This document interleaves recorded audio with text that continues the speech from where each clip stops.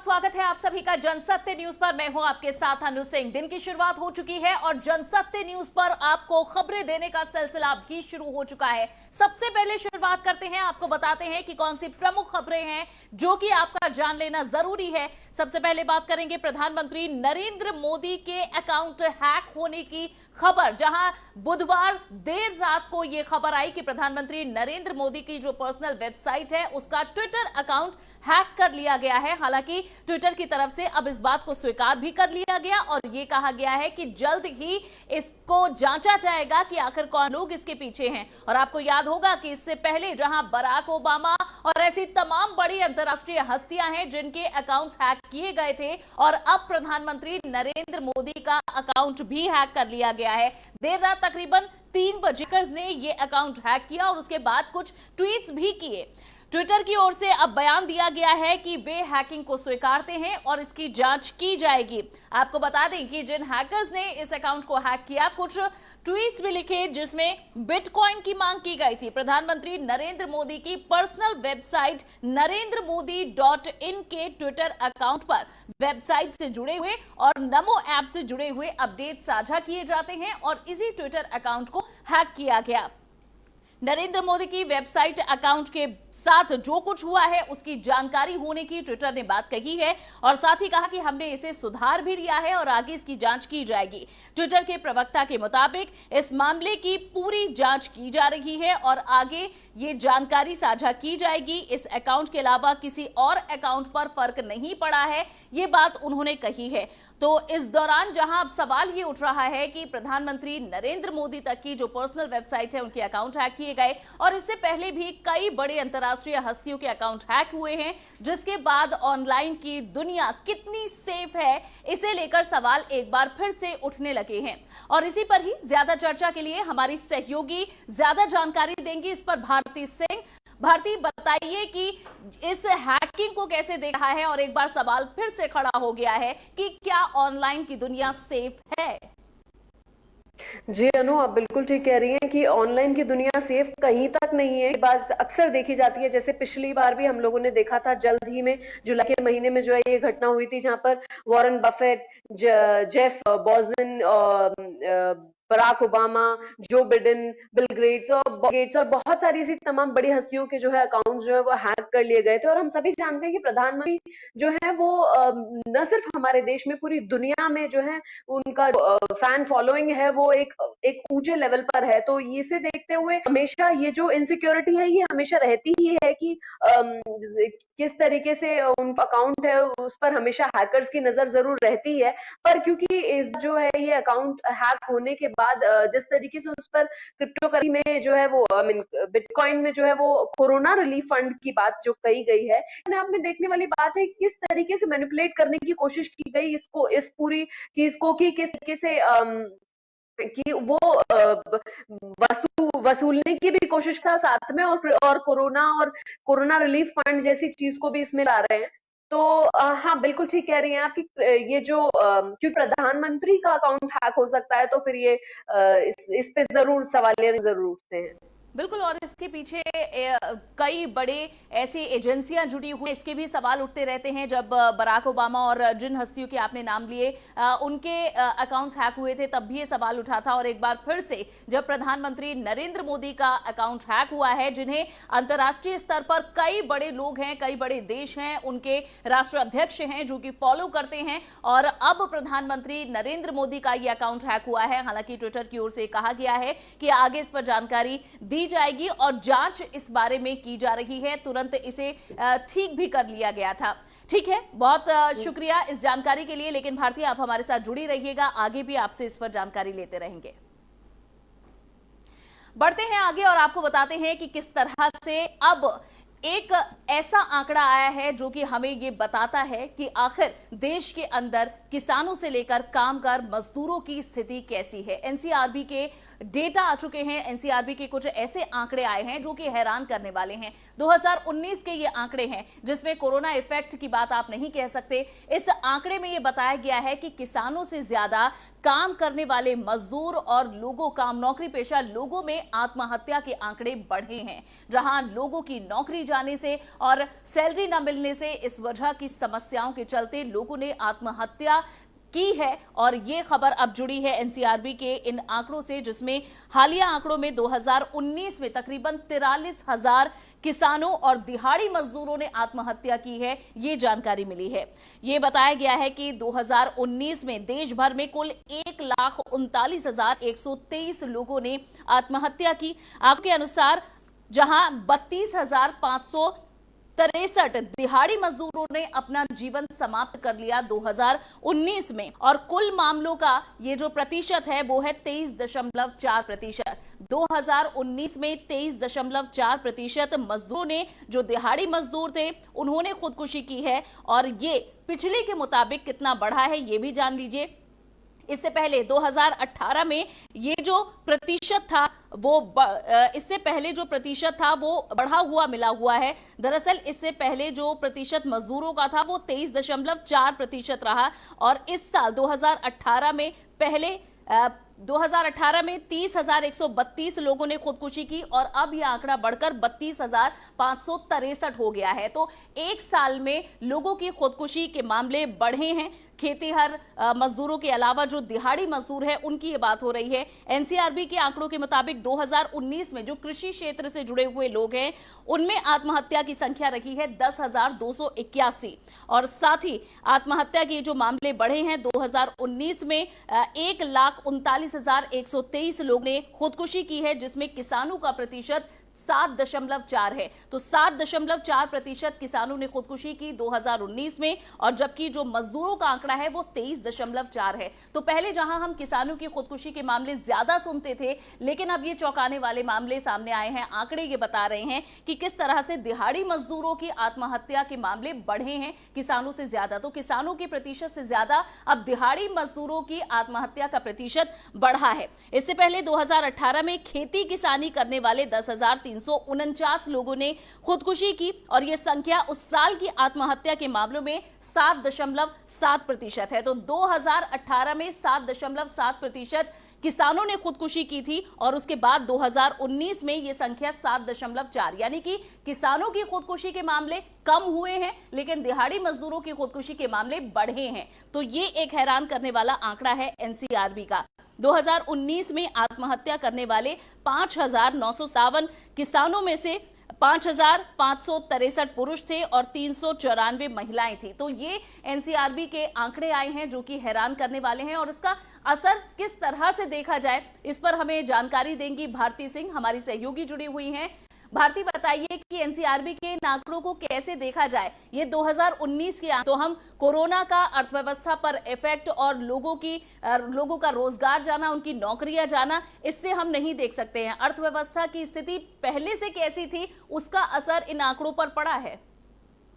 जी बिल्कुल अनु, क्योंकि कोरोना को आए हुए अभी ज्यादा वक्त नहीं हुआ है। कोरोना 2020 में आया, और ये जो आंकड़े हैं ये 2019 के हैं। जैसा आपने बताया, पूरे आंकड़े 2018 से अगर कंपेयर किया जाए तो 0.3% जो है वो जो किसानों की सुसाइड रेट में जो कमी आई वो 0.3% जरूर आई है, जो कि एक थोड़ी सी अच्छी खबर है। पर यहाँ पर दिहाड़ी मजदूरों की सुसाइड के जो केसेस हैं वो काफी हद तक बढ़ गए हैं। ये एक दुखद बात है, क्योंकि ये देखा भी गया है कि जो किसान इस वक्त जो है वो किसान लोग 2019 में भी अगर हम कंपेयर किया जाए तो 2019 में किसान जो है वो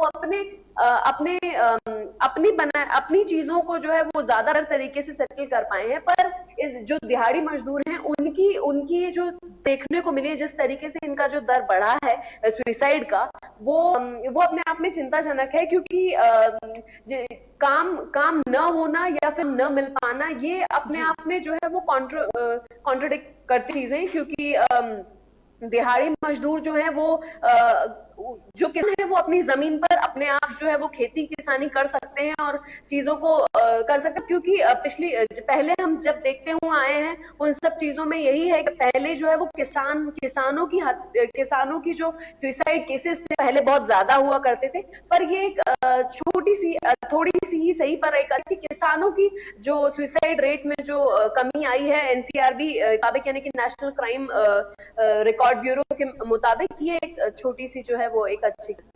जी शुक्रिया भारती इस पूरी जानकारी के लिए। और जिस तरीके से एनसीआरबी के जो आंकड़े आए हैं वो किसानों के लिए थोड़ी राहत दे सकते हैं, लेकिन खेतिहर मजदूरों के लिए ये एक चिंता की बात है और ये जो आंकड़े बढ़े हैं ये वाकई चिंता बढ़ाने वाले हैं। खबरों में आगे बढ़ते हैं और रुख कर लेते हैं पश्चिम बंगाल का, जहां की मुख्यमंत्री ममता बनर्जी की तरफ से अब जेईई मेंस के छात्र अपने एग्जाम के लिए अपियर ना होने के चलते अब ममता बनर्जी ने एक बार फिर से केंद्र सरकार को घेरा है। ममता बनर्जी के अनुसार पश्चिम बंगाल के 75% ऐसे स्टूडेंट हैं जो कि जेईई मेंस के परीक्षा के लिए अपियर नहीं कर सके हैं और उसके कारण है कि कोरोना की वजह से या तो उन्हें ट्रांसपोर्टेशन या फिर बीमारी की वजह से वे इस एग्जाम को नहीं दे पाए हैं, जिस वजह से अब ममता बनर्जी ने इस पर सवाल उठाए हैं और केंद्र सरकार से और सुप्रीम कोर्ट से एक बार फिर से गुहार लगाई है कि इस फैसले पर सोचा जाए। दरअसल 75% अभ्यर्थी हैं जो कि भाग नहीं ले पाए हैं पश्चिम बंगाल में जेईई मेंस में, और ममता बनर्जी ने केंद्र सरकार को घेरते हुए अब दावा किया है कि जो मंगलवार को जेईई की परीक्षा हुई पश्चिम बंगाल में मात्र 25% अभ्यर्थी ही भाग ले सके हैं। इसके लिए वे केंद्र सरकार के अहंकार को जिम्मेदार ठहरा रही हैं। उनका कहना है कि केंद्र सरकार का अहंकार है जिसके चलते इस तमाम मुश्किलों में भी जेईई मेंस के एग्जाम लिए जा रहे हैं, जिसकी वजह से छात्र अपने इस साल को बर्बाद करने पर मजबूर हैं, वे नहीं अपियर कर पा रहे हैं। साथ ही मुख्यमंत्री ने कहा है कि छात्र बहुत ही मुश्किल में हैं, ऐसे में कई जेईई की परीक्षा अगर नहीं होती है, नहीं हुई, तो इसलिए केंद्र से आग्रह हम करते हैं कि अगर ये नहीं होती है तो इससे छात्रों का एक साल बचेगा। जो लोग मुश्किल की वजह से अपियर नहीं कर पा रहे हैं, आखिर उनकी समस्या पर केंद्र सरकार सुनवाई क्यों नहीं कर रही है। उन्होंने कहा कि उनकी सरकार ने छात्रों के लिए सभी तरह के इंतजाम किए, लेकिन मंगलवार को सिर्फ 1167 छात्र ही परीक्षा के लिए पहुंचे, जबकि 4652 अभ्यर्थियों को परीक्षा में शामिल होना था। ममता बनर्जी ने कहा है कि इसका मतलब है कि पश्चिम बंगाल में सिर्फ 25% अभ्यर्थी ही अपने एग्जाम को देने के लिए गए। तृणमूल कांग्रेस की प्रमुख ने केंद्र सरकार पर हमला बोलते हुए कहा है कि अगर परीक्षा को कुछ और दिनों के लिए टाल दिया जाता तो क्या गलत हो जाता, इतना अहंकार क्यों आप, यानी कि केंद्र सरकार के लिए आप इतने जिद्दी क्यों हैं, आपको छात्रों के भविष्य को बर्बाद करने का अधिकार आखिर किसने दिया है। तो ये पश्चिम बंगाल की मुख्यमंत्री ममता बनर्जी का कहना है। जेईई मेंस के एग्जाम के लिए जो उनके राज्य के छात्र अपियर नहीं हो पाए हैं, उनका गुस्सा अब ये निकाला है और कहा कि केंद्र सरकार के अहंकार की वजह से ही ये छात्र अपना साल बर्बाद कर रहे हैं, क्योंकि वे चाहते हैं एग्जाम देना। अगर इसे कुछ समय के लिए और टाल दिया जाता तो शायद स्थिति बेहतर होती और सभी छात्र अपना एग्जाम देने जा पाते।